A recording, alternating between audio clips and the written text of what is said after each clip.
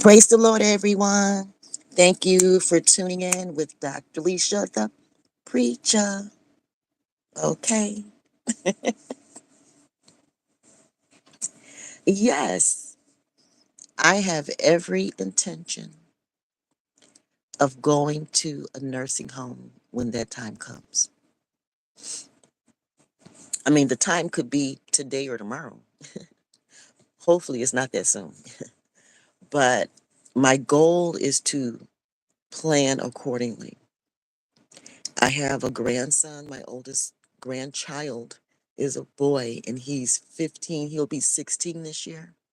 So, in just 2 years, Lord willing, he'll be 18, and I'll be able to set up my daughters. I only have two. And then my grandson, I'll be able to set them all up and pretty much take everything out of my name. I don't have much. I have a home, just a few little assets here and there, nothing major.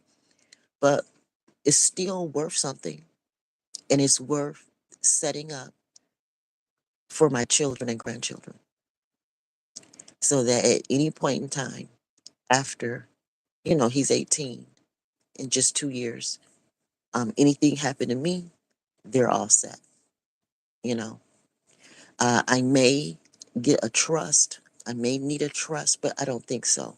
I don't have that many assets. I don't have much, but what I do have is of value, and I would at least put their names on it, and include them as beneficiaries on all life insurance policies throughout the generations. There's 3 generations here: myself, my daughters, and my grandkids. So I just want to have everything all set up where they inherit everything.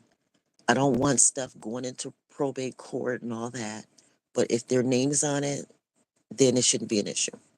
You know what I mean? When I die, I just die. Or if I go into a nursing home, I just have to go. You know, I don't want them having to care for me.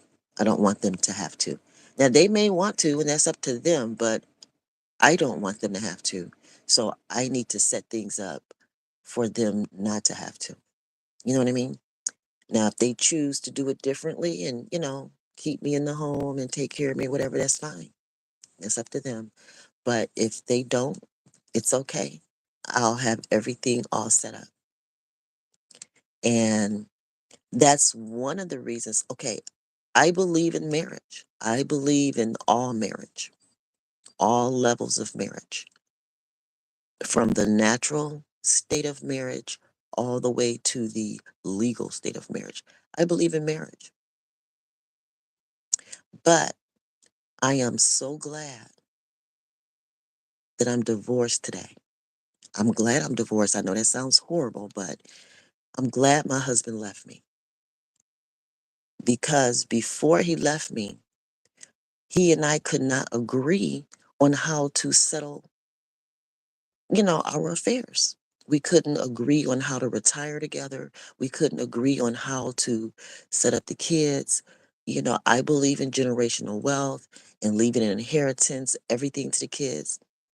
He's kind of old school, the typical, I'm not trying to be mean, but the typical black man wants to enjoy all his everything that he earns and leave nothing behind for real.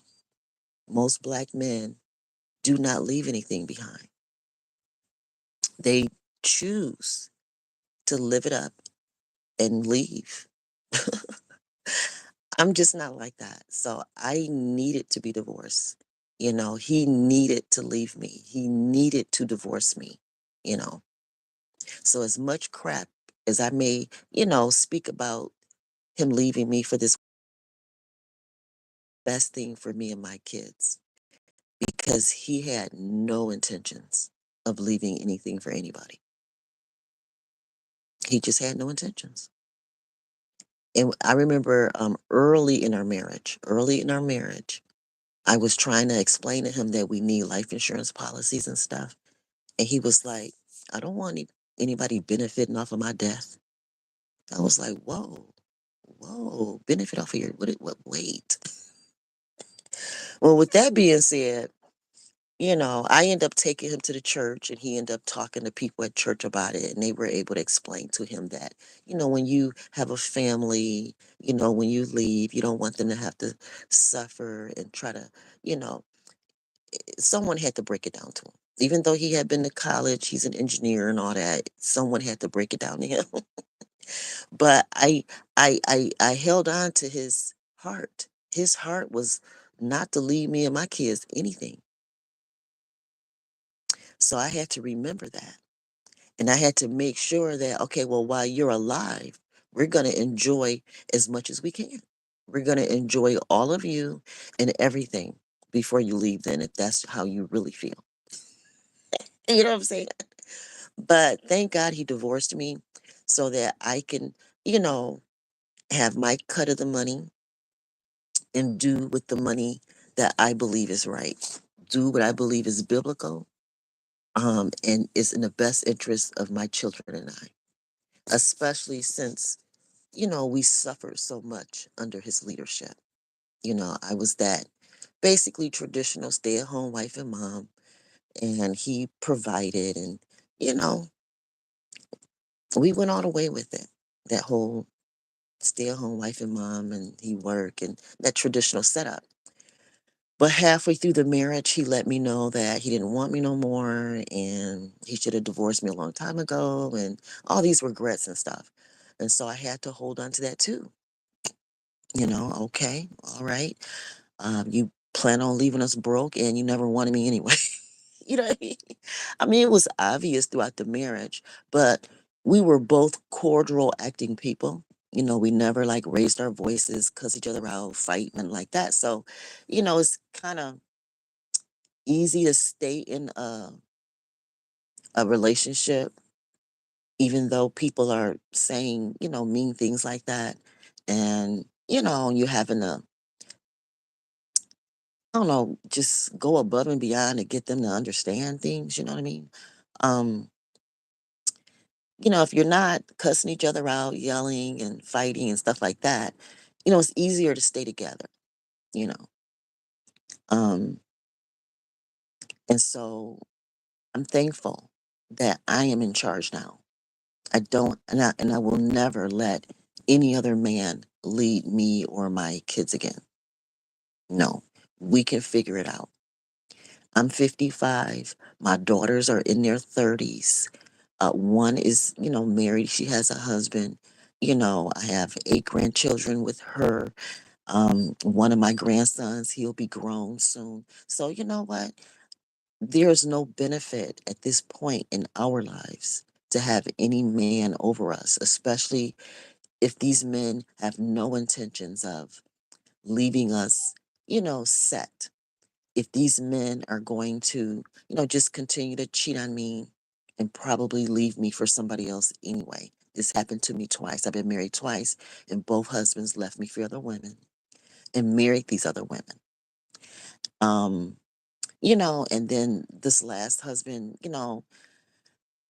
basically messed around with one of my daughter's girlfriends. So if I got to go through all of that just to end up broke anyway, it's not worth it.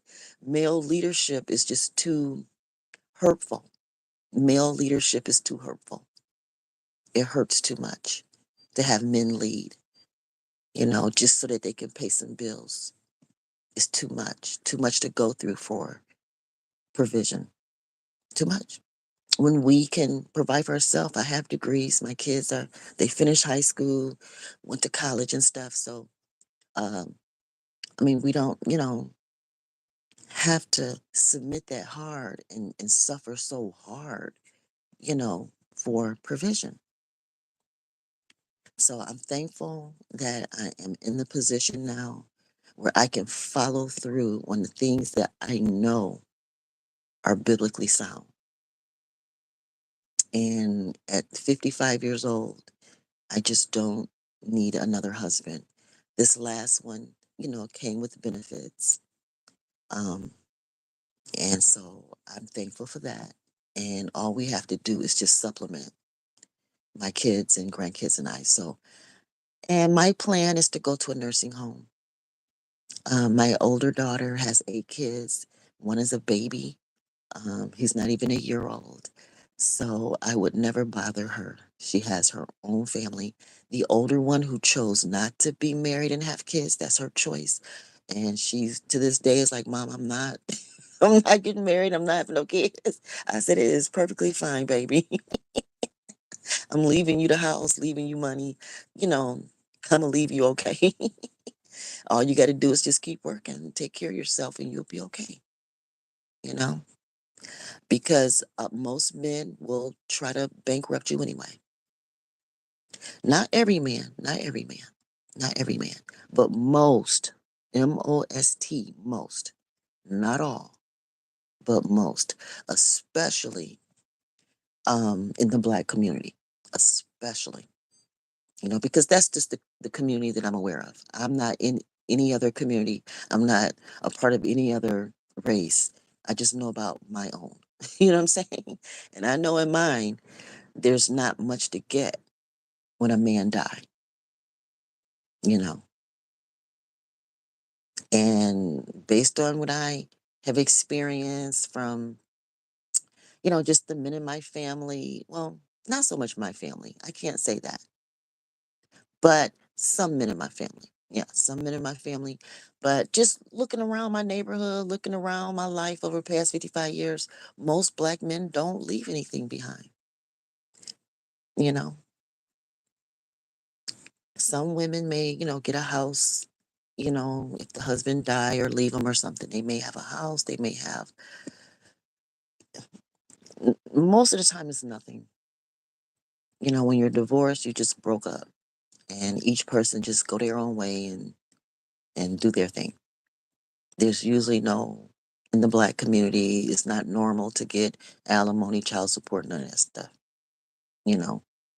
Now, today, it seems to be a little bit more common, but for the most part, not really.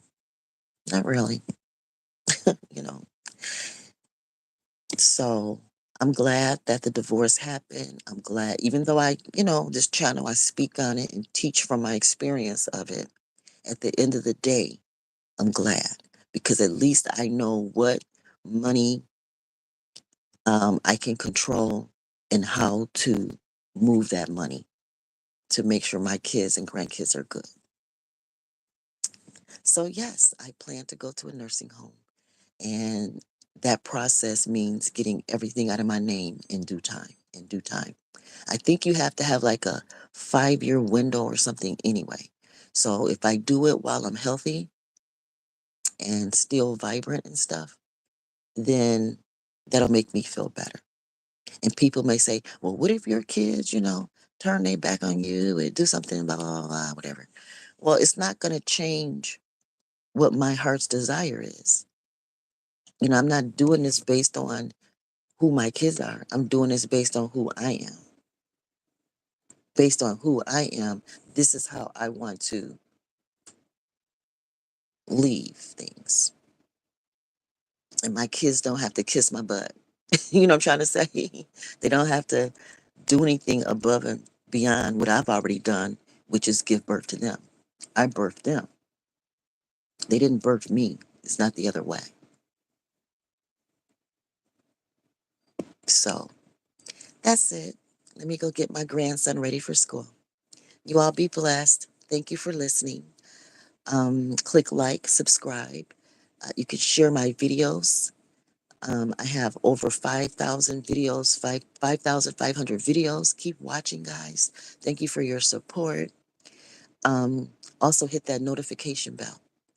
You all be blessed. Bye.